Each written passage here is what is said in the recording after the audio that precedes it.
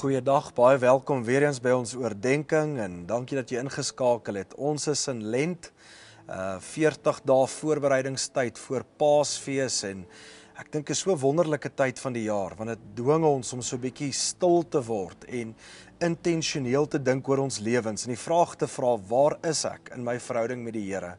En wat soek ek? Wat is hierdie hinkering in my hart?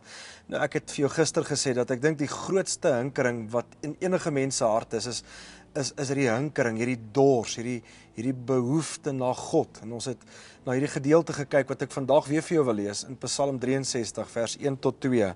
Dis 'n Psalm van Dawid en hy sê, ek soek U, o God, my God, ek dors na U, ek smag na U, soos in 'n dor en droë land, 'n land sonder water.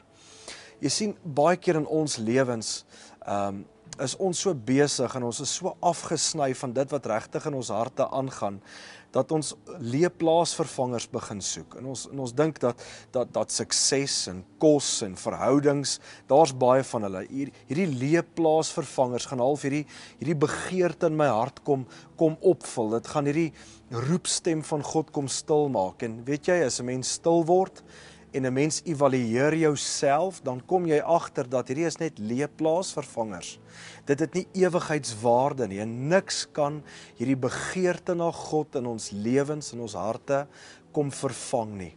So ek wil jou vandag uitdaag en ek wil jou uitnooi om Psalm 63 weer te gaan lees en te gaan kyk en te gaan jou hart te ondersoek en sê, maar is daar dalk leeplaasvervangers in my hart? Is daar dalk ander goed waarmee ek myself besig gehou het? En dan bid jy hierdie gebed en jy sê, Here, ek hinker, ek dors, ek smag net na U. Kom ons bid saam. Hemelse Vader, dankie dat U hierdie begeerte in ons kom plaas het na U. Die een wat ons geskaap het, na sy beeld, sy gelykenis. En Here, as ons stil word elke keer, weet ons en besef ons het eintlik 'n begeerte net na U. Al die ander goed is leeplaasvervangers. En Here, ons wil vandag stil word en ons wil weer dors net na U. Ons wil U ontdek en Here, dankie dat U ons harte kom volmaak vandag met U teenwoordigheid. Is my gebed in Jesus naam. Amen. Baie dankie. Sien môre weer. Sterkte vir jou dag. Totsiens.